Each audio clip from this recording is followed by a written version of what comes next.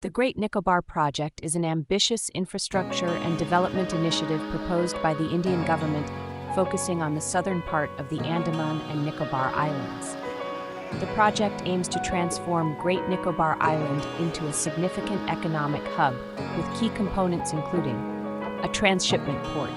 Positioned on the 28th of August 2024, the Andaman and Nicobar Islands Integrated Development Corporation, the main implementing agency, called for proposals by 30th of September to begin cutting about 1 million trees for the project, which includes a container port, an international airport, a town, roads and tourism resorts. The government of Prime Minister Narendra Modi has not conducted any meaningful discussion with the Nicobarese about the project and has had no discussions with the Shampan, who communicate in a unique language that is yet to be deciphered. Anstis Justin is an anthropologist from the Nicobar Islands and former regional director of the Indian Anthropological Survey. He is known for his critical stance on the Great Nicobar Project, a large-scale development plan by the Indian government.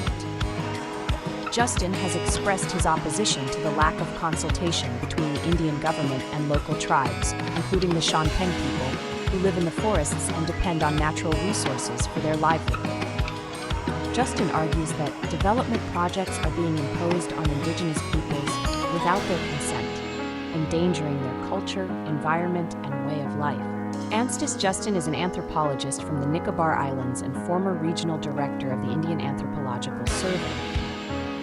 He is known for his critical stance on the Great Nicobar Project, a large-scale development plan by the Indian government. Justin has expressed his opposition to the lack of consultation between the Indian government and local tribes, including the Shanpeng people, who live in the forests and depend on natural resources for their livelihood. Justin argues that development projects are being imposed on indigenous peoples without their consent, endangering their culture, environment, and way of life. On the 21st of August, Union Environment Minister Bhupender Yadav, responding to a letter from Jairam Ramesh, Congress Member of Parliament and former Union Environment Minister, claimed legal safeguards and constitutional provisions related to the tribal communities have been duly followed. This is not true. The Great Nicobar Project poses significant environmental concerns, particularly due to its location in the ecologically sensitive Great Nicobar Island, which is part of a UNESCO-designated biosphere reserve. Key environmental impacts include deforestation and habitat loss. The project plans to clear about 130 square kilometers of forest land, threatening the habitats of unique and endangered species, such as the Nicobar megapode, leatherback turtles, and saltwater crocodiles. The island's dense tropical forests are crucial for maintaining biodiversity and ecological balance. Impact on indigenous tribes. The island is home to indigenous groups like the Nicobarese and the Shampan, who rely heavily on the natural environment for sustenance. Critics, including anthropologist Anstis Justin, have raised concerns about how the project might displace these communities or disrupt their traditional way of life. Marine ecosystem threats.